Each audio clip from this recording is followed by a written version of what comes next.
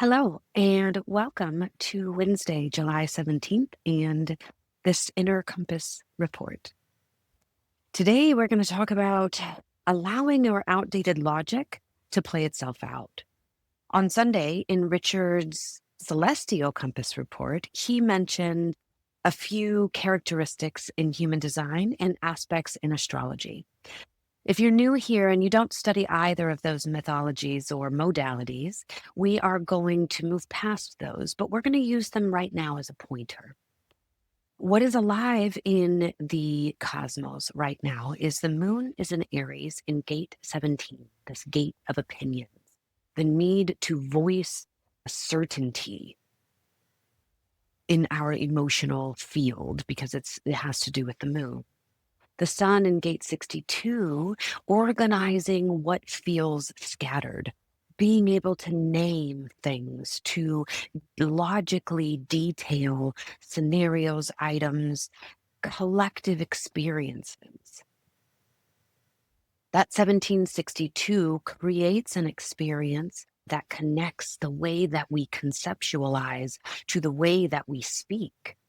Being able to voice with certainty the details of what you've encountered, to demand articulation in a way that either supports your outdated logic or allows for your evolution of spirit, of mind, of body, of experience.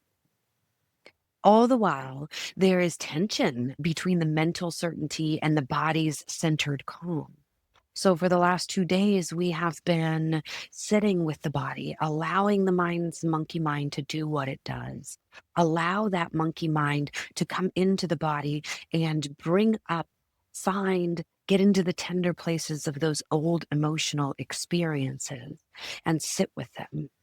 And now today, we're going to give them voice.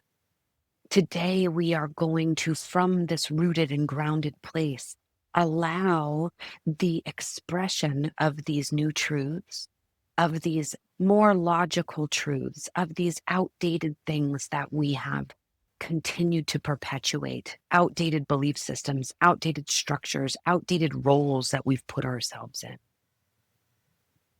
We are going to allow a new articulation today. Let's allow for the awareness of something new to come up. We have sat with the mind, we have sat with the body, and now there is going to be a story told from the two of those juxtaposition. There's going to be opinions that are created about that mental activity and the emotional body that is stimulated because of those beliefs.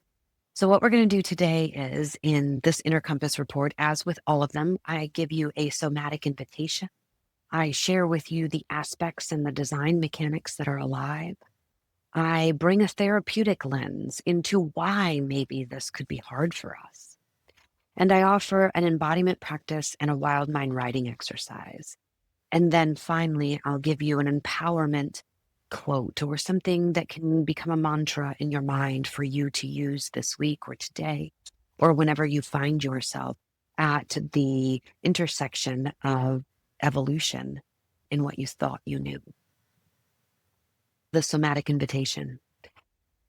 We have this week, we have learned to settle into our spine. We have done some movement and some touching exercises.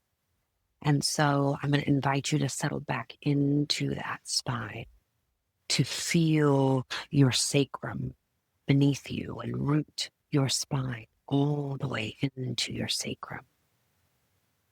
Lifting your crown, holding that spine steady. Gently. Where are your thoughts clinging? Just allow it to be.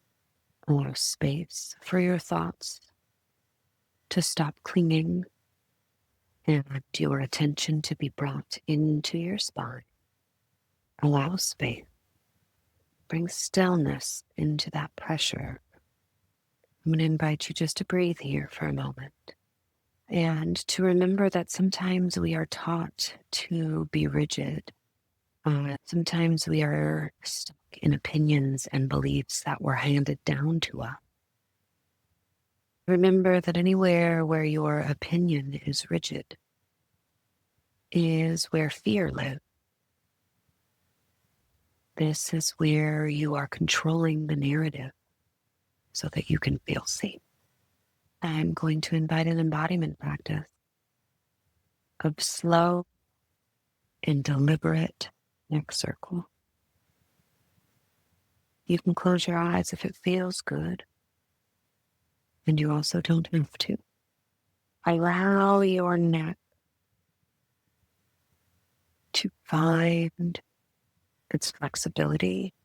Pause briefly at any spots of tightness,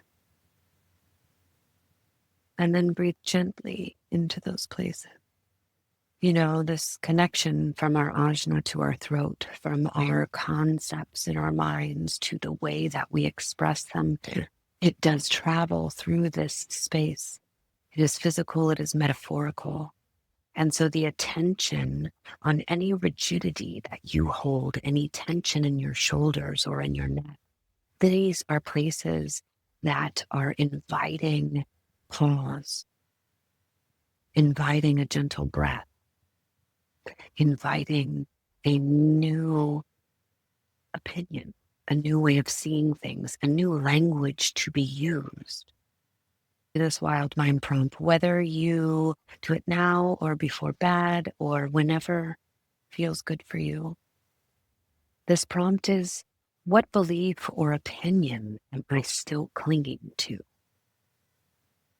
And what would it feel like if I just relaxed my grip? What must have or should be are you holding on to that doesn't feel good? What label have you put on something that is requesting evolution, that is requesting a new look, a new perspective? Indicator of satisfaction in life is the ability to adapt. And so what I want to offer you here is the remembering that words evolve, opinions evolve, thoughts about the way that we should be and the way that we should do things have evolved over the centuries. Look back and see. And so allowing yourself to evolve can feel scary. Allowing your thoughts to change, grabbing onto a new idea that feels edgy and scary. This is what we are designed to do, to be the leading edge of how we can see this differently. From my perspective, I like to say, how can I see what love sees? And to allow my opinions, my judgments, my beliefs, my values even, to adapt based on what love sees in the moment through my eye. So when you wild mind write, you allow your subconscious to inform you of the beliefs or opinions that you are still clinging to that you could benefit from an evolutionary perspective on. And what would it feel like to put a new perspective, to imagine a new future? I want to remind you that true wisdom, it is supple, it is full, it is pregnant with possibility. It's not brittle, it's not dogmatic, rigid. True wisdom is full. You are allowed to change your mind. You're allowed to evolve. Thank you for being here with me today, and I'll see you tomorrow.